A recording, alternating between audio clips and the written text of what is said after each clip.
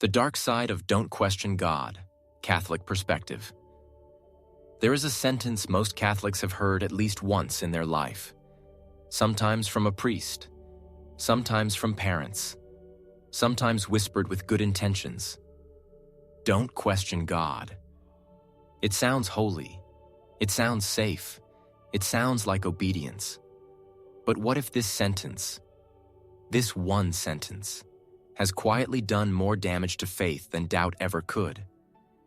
What if telling people not to question God has pushed more souls away from Him than any atheist argument ever did? Tonight, we're going to talk about the dark side of don't question God. Not from outside Catholicism, from inside it. Part 1. Where this idea really comes from. Don't question God is often presented as a divine command. But here's the uncomfortable truth. That phrase does not come from Scripture the way people think it does. The Bible is full of questioning. Job questioned God. David questioned God. Jeremiah questioned God. Even Mary asked, "How can this be?" Questioning was not rebellion. It was relationship. So where did this idea come from? It came from fear. Fear that questions might lead to doubt. Fear that doubt might lead to loss of control. Fear that faith might collapse if people think too deeply. Over time, trust God quietly became don't ask. And those are not the same thing. Part 2. How this phrase changes the psychology of faith. When someone is told, don't question God, what they often hear is, don't think. Don't feel confused. Don't speak honestly. Don't admit struggle. Faith slowly becomes performance. People stop bringing their real thoughts to God. They start bringing only acceptable ones. They pray, but censor themselves. They believe, but with anxiety. And over time, something dangerous happens. They stop trusting God and start fearing Him in the wrong way.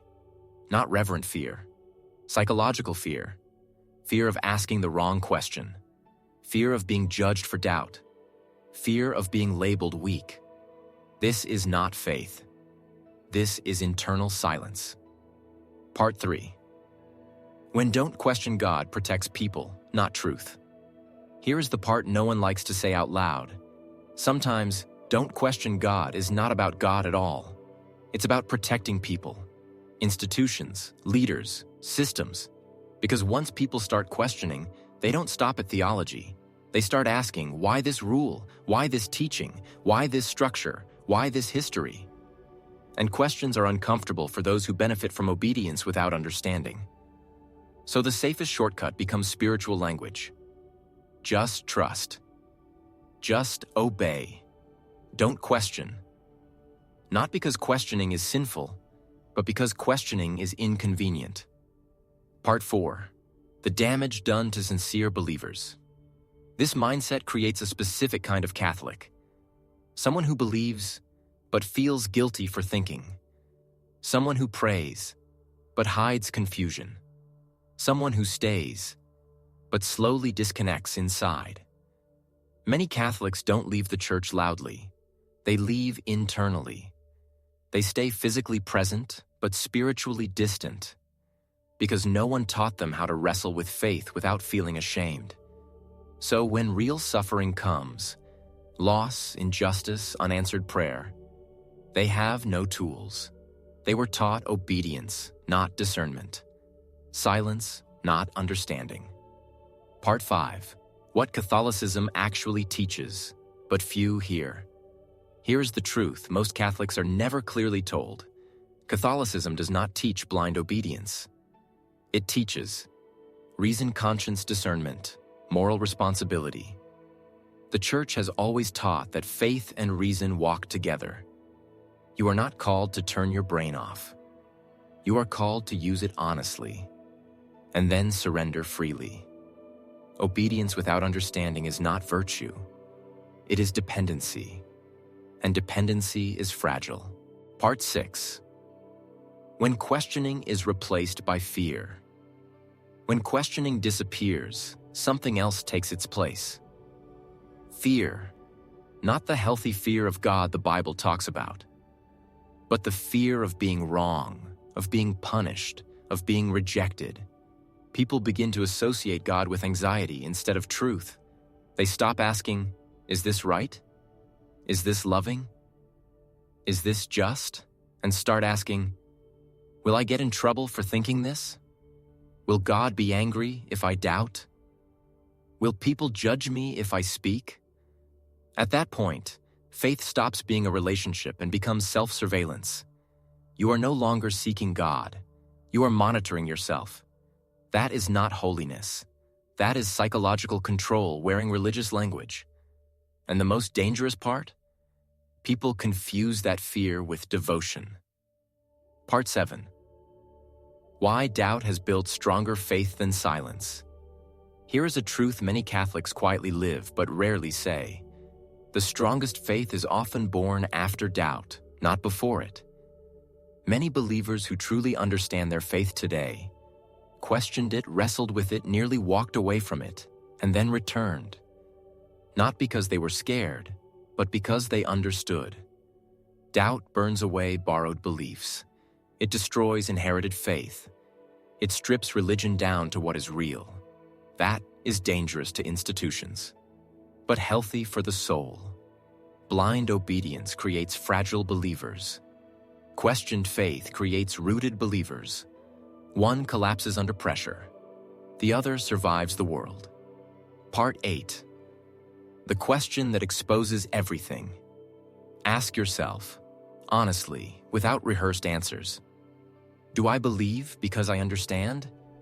Or because I was never allowed to question? If your faith collapses the moment doubt appears, that was not faith. That was conditioning. Real faith can survive interrogation. Truth does not fear examination. Only control does. And here's the uncomfortable realization. If questioning God feels forbidden, maybe you were never taught to trust Him, only to comply. Part 9.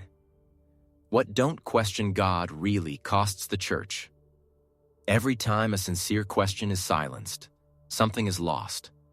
Not rebellion, not obedience. People. Young Catholics don't leave because they hate God. They leave because they were never allowed to meet Him honestly. They were taught answers, but not how to seek. Rules, but not meaning.